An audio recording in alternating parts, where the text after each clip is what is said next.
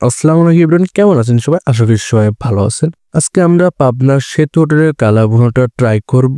সেতু হোটেলের কালা ভুনাটা খেতে কেমন, সেতু হোটেলের পরিবেশ কেমন, সম্পূর্ণ বিস্তারিত থাকছে এই ভিডিওতে। আপনি যদি দা ফুডি সিয়াম ফেসবুক পেজে নতুন দেখেন অবশ্যই ফলো দিয়ে পাশে থাকবেন, আর আপনি যদি ইউটিউব থেকে দেখেন অবশ্যই সাবস্ক্রাইব করবেন। দুপুরে দেরি না করে পেট পুজো করতে চলে যাচ্ছি সেতু হোটেলে। আপনারা অনেকে সেতু হোটেলের লোকেশন জানেন, আর যারা জানেন না তাদের জন্য বলে দিচ্ছি। আপনার শহর থেকে গেলে মক্কা প্লাজা পাওয়ার আগে হাতের বামে নিউ বাস টার্মিনাল, হাতের বামে দেখতে পারেন বেশ কয়েকটি বাস একত্রিত আছে একটি জায়গায়, সেটা হলো নিউ বাস টার্মিনাল। আর যদি টার্মিনাল থেকে আসেন তাহলে মক্কা প্লাজা পার হয়ে হাতের ডানে দেখতে পাবেন।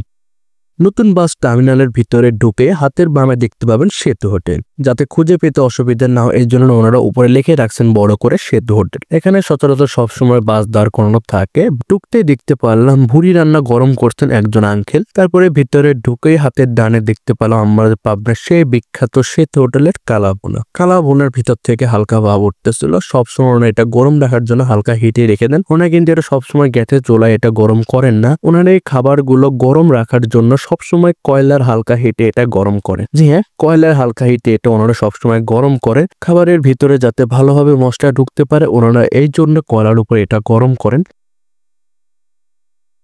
চলে এসেছে আমাদের খাবার। আমরা অর্ডার দিয়েছিলাম 2 প্লেট ভাত আর 2 বাটি কালাভুনা। প্রতি বাটি কালাভুনার প্রাইস 220 টাকা। 220 টাকায় পেয়ে যাবেন 5 থেকে 7 পিস মাংস। 5 পিস বড় সাইজের মাংস মানে মাঝারি সাইজের মাংস পাবেন, সেটার প্রাইসও 220 টাকা। আর মাঝারি বড় মিক্সার করে পাবেন 7 পিস, সেটার প্রাইসও 220 টাকা। আর দেরি না করে খেতে শুরু করলাম। আমি প্রথমে কালাভুনাটা প্লেটের সাইডে উঠিয়ে নিচ্ছে খাওয়ার সুবিধার্থে।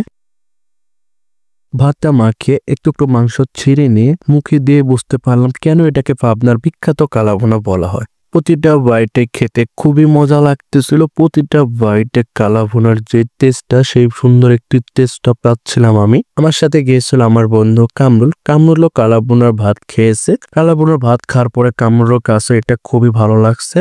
কি আপনারা দেখে খেতে ইচ্ছা করছে? নেন, এই বাইটটা আপনাদের জন্য। কালাভুনার প্রতি পিস মাংসই ভালোভাবে সিদ্ধ হয়েছিল। হালকা একটু চাপ দিলে ছিঁড়ে যাচ্ছিল। এখন আবার বললেন না প্রথমে যেটাতে চাপ দিলেন সেটা তো ছিল না, সেটা ছিঁড়বে কিভাবে? সেটা তো তেল ছিল, সেটা হাতের ভিতরে গলে যাচ্ছিল। এক কথায় বলতে গেলে কালাভুনাটা ওনারা খুবই সুন্দর করে ভালোভাবে রান্না করেছেন। কালাভুনাটা খেতে এতটাই মজা ছিল যে খেতে খেতে 5 প্লেট ভাত খেয়ে ফেলছি। প্রতি প্লেট ভাতের প্রাইস 20 টাকা। আসলে এটা কোনো প্লেট না, এটা আসলে একটা ফ্রিজ। যে ফ্রিজের এক ফ্রিজ ভাতের প্রাইস মাত্র 20 টাকা। পরিমাণের কথা বললে পরিমাণটা মোটামুটি অতটা ভালো না, একজনের পর্যাপ্ত না।